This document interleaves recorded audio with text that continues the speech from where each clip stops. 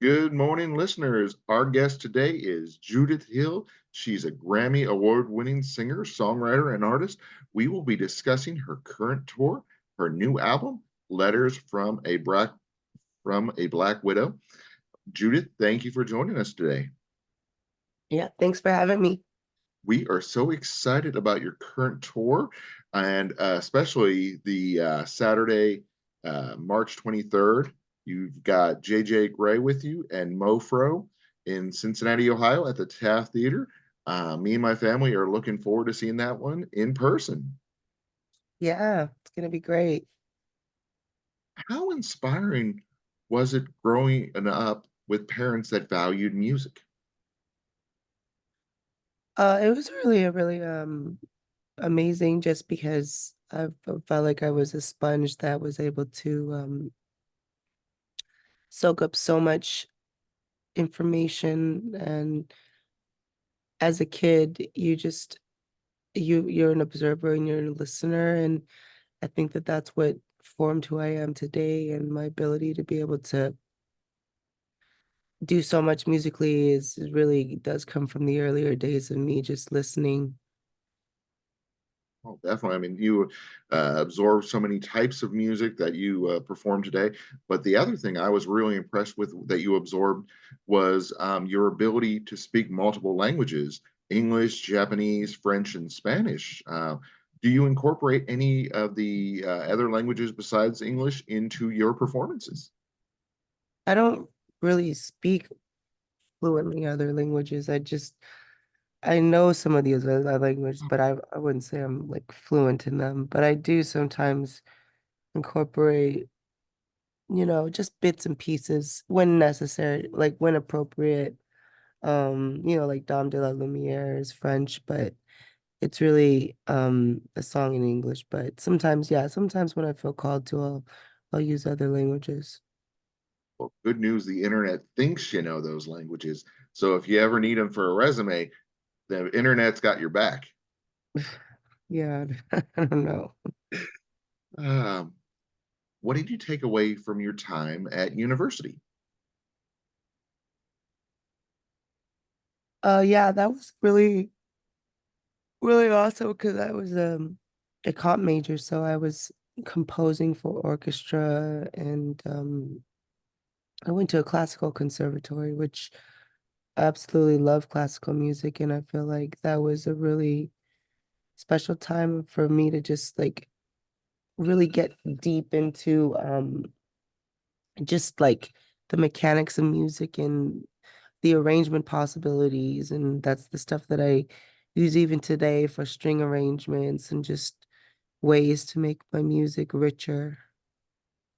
There's a lot of artists that they can do one thing and they do it really well. But the thing that is amazing about you is how you're able to so easily move between genres, R&B, funk, hip hop, jazz, and gospel. And I'm probably missing something. But how are you so able to seamlessly move between those?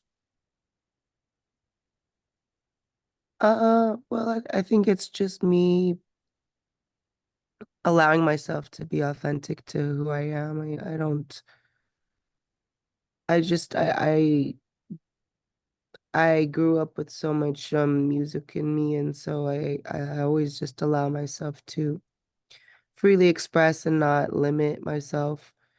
Um, and yeah, I mean, yeah, there's lots of different flavors to it, but I think the essence of it is always going to be soulfulness, me being a soul singer, um, and being able to dress up that in different things, whether it be rock or funk or blues or whatever. There's so many different aspects of it, but it's all really just roots and soul.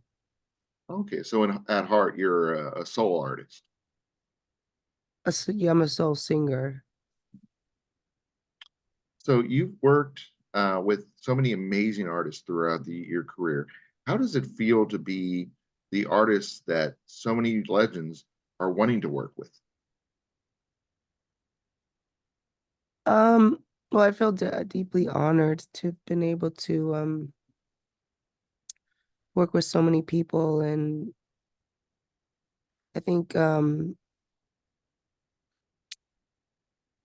it's really it's special to be able to experience that many things, but I think that they were sort of they weren't as connected as much. I mean, um, but I mean, some of them led to the other. Like I think working with Stevie came from working with Michael, but um, yeah, I mean they're different. They're different, all different experiences that were unique to in their own, and just really feel honored to have been able to study from greatness, and that's inspired me and will always continue to inspire me. My favorite one though is how you mentioned you wanted to work with Prince during an interview and then it happened. So I just think Right. that is phenomenal that you were able to will your dream into existence through perseverance and hard work. Yeah, that kind of came out of nowhere. I didn't expect him to listen to that interview. It was very random, but yeah, somehow he had seen that interview. So those are some legendary artists that you've worked with, and they all are great for their own individual reasons. But what is something they all have in common? I think they're all artists that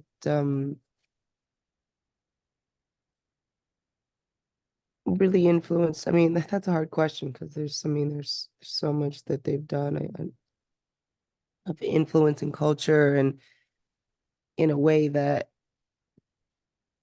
is not just trend setting, but like spirit setting as well. Like you, there's a depth to what they're doing and a leadership to what they're doing. That's so I guess I would call what I call it leadership. Um, Yeah, I agree with you 100%. My feeling is it's how they've kind of shine a light, just how they're kind of beacons for hope and change in the world. And yeah. yeah, I mean that is the phenomenal thing about those artists that you've worked with, and of course now you are one of those artists that are beacon of hope and change for the world, which is phenomenal. Yeah, that's what I love about music and I love about the role of the artist. Um, is what you just said. People have why do sometimes you feel like a runaway train? Um, I think it's because there's something about a runaway train that feels dangerous and reckless, but also exciting Hmm. and powerful. And I think that that's sort of the double-edged sword of the music industry is there's lots of risk and a lot of sacrifice, and but there's also a lot of really amazing energy and power. And so at this point, I feel like that just constantly doing what I'm doing, you build so much momentum to the point of like sort of no return, which is how I want it. You have to sign up and be in it or not. It's like all or nothing really.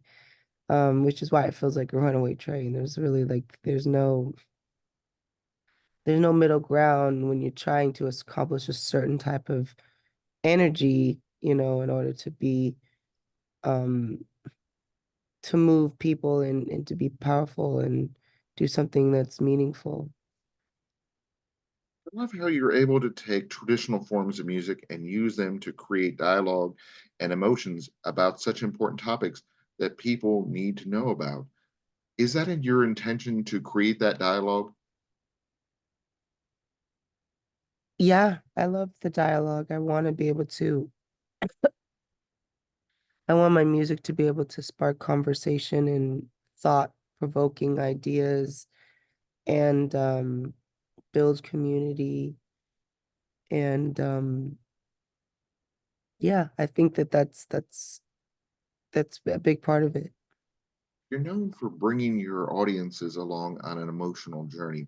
What is your favorite part of that emotional journey that you take your audiences on?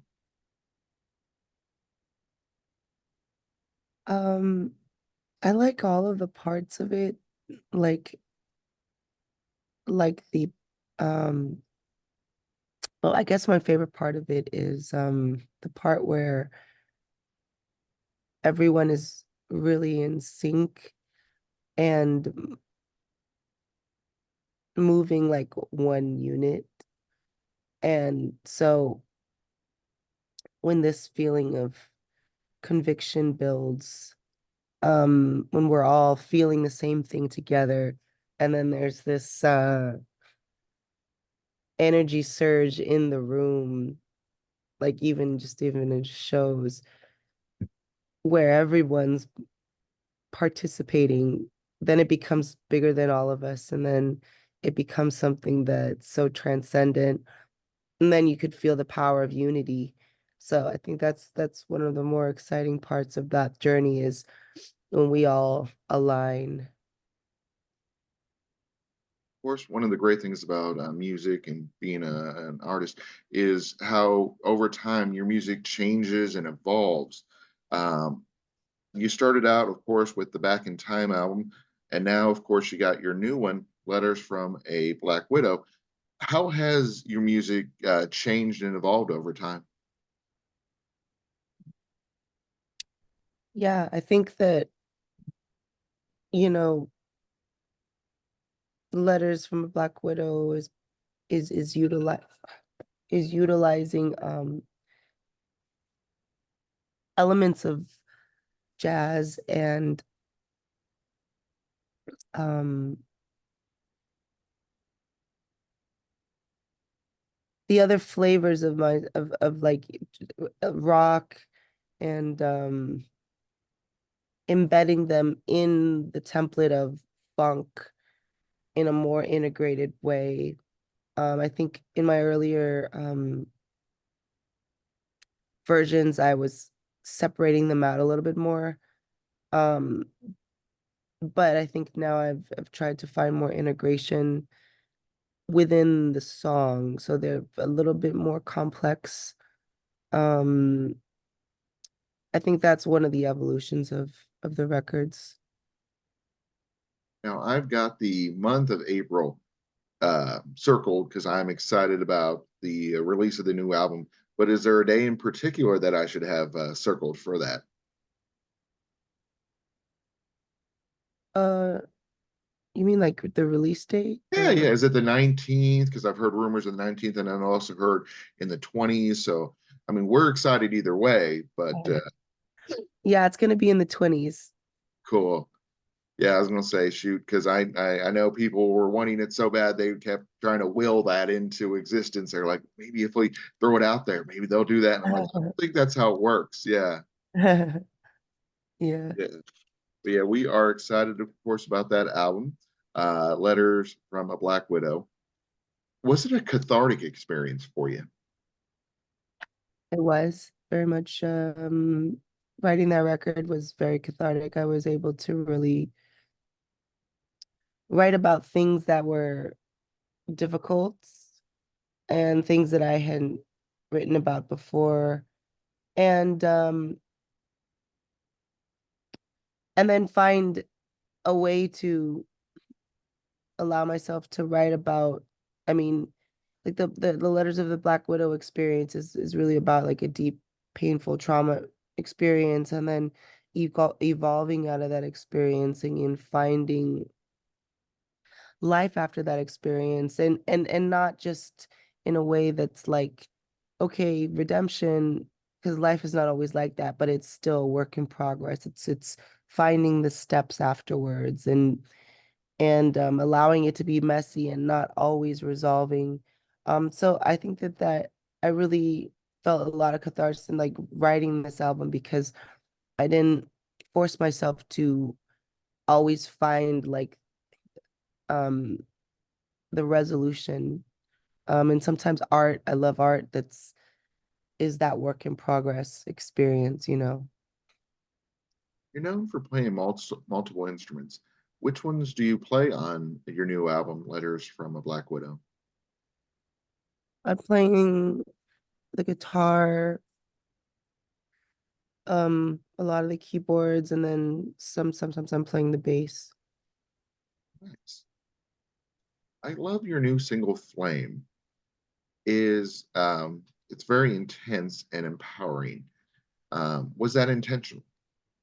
Yeah, it's about really empowering and saying, you know, you can never kill my flame, and it's that resilience and that sort of defiant positive energy of standing in adversary and in adversary and just really saying, hey, this is me. I'm not going away. I'm gonna be here and I'm actually gonna get stronger with the more you throw at me, the more I'm just gonna use for my own strength. So it's definitely a song about empowerment.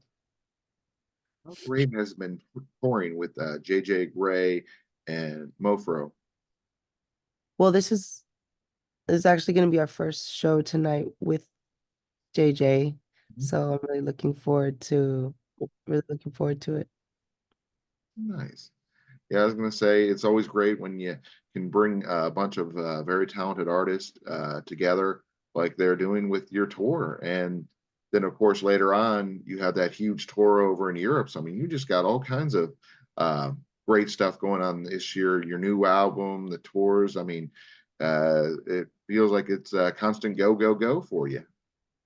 Yep, constant go-go.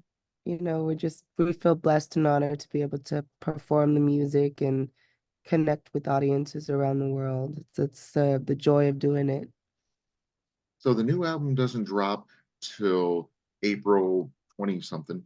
However, have you incorporated the songs from the letter from a Black Widow into your set list already, or do you have to wait till it drops? We've actually been incorporating um the new stuff already. So it's been sneak peeks and performing the new music on this run of the tour. That is awesome. Well, Judith, it has been a pleasure having you on the show today. We are excited about seeing you perform live. And of course, we're excited about the new album. So before we let you go, where on social media, where on the web, where can we find out more about you? I'm on Instagram, Judith Glory Hill. Yeah, my website, judithhill.com. I'm on Facebook and Twitter. So yeah, I'm constantly posting and keeping everyone updated via socials. Sounds great. Well, thank you for joining us. Thanks for having me.